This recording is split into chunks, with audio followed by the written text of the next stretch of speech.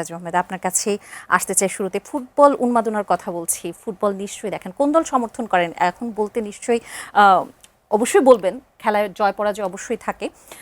এই যে উন্মাদনা বিগত কয়েকটি সপ্তাহ, এই ফুটবল আসলে কাদায়, ফুটবল আবার হাসায়, এই যে আবেগ মানুষের মধ্যে, বাংলাদেশ পুরো মেতেছিল, পুরো বিশ্ব মেতেছিল, বাংলাদেশও মেতেছিল। এইবারকার খেলাটাকে আপনি কিভাবে বিশ্লেষণ করছেন? বিশ্বকাপ পুরো মাঠ জুড়ে একটা উন্মাদনা ছিল আমাদের, মানে খেলোয়াড় প্রেমীদের মধ্যে, সাথে সাথে সাথে সারা বাংলাদেশের সহ সারা বিশ্বে কিন্তু এটা ফুটবলের অন্যরকম জনপ্রিয়তা আছে। একক খেলা হিসেবে ফুটবল সব থেকে জনপ্রিয় খেলা মনে করি আমরা। ফুটবলের আমি ব্যক্তিগতভাবে আর্জেন্টিনাকে সাপোর্ট করি। কালকে আর্জেন্টিনা ফাইনালে এসে হেরে গেছে।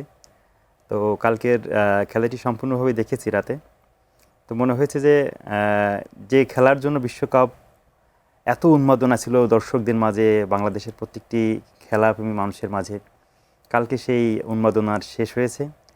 স্পেন এবার বিশ্বকাপ জয় করেছে, আর্জেন্টিনা হেরেছে। খেলায় হার জিত থাকবেই অবশ্যই। তো।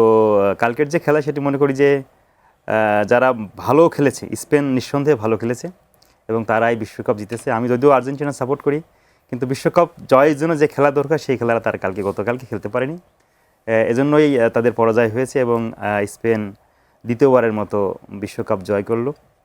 আমরা মনে করি যে খেলাধুলা আমাদের আনন্দ বিনোদনের অংশ। খেলাধুলায় জয় পরাজয় থাকবেই, কিন্তু এই জয় পরাজয়কে মেনে নিয়েই সকল দর্শকদের, যারা ক্রীড়াপ্রেমী আছেন, এদের সবাইকে, যারা জয়লাভ করবে তাদেরকে অভিনন্দন জানাতে হবে। স্পেনকে অভিনন্দন জানাচ্ছি, তারা সেরা পারফর্ম করে এবার বিশ্বকাপ জয়লাভ করেছে এবং তার প্রত্যেকটি খেলোয়াড়দের ভিতরে আমি যে উদ্দীপনা দেখেছি, যে উন্মাদনা দেখেছি এবং যে স্পিড দেখেছি খেলার, তারা আসলে নিঃসন্দেহে মানে দুর্দান্ত ফুটবল খেলেছে, নান্দনিক খেলা উপহার দিয়ে তারা বিশ্বকাপ জয় করেছে।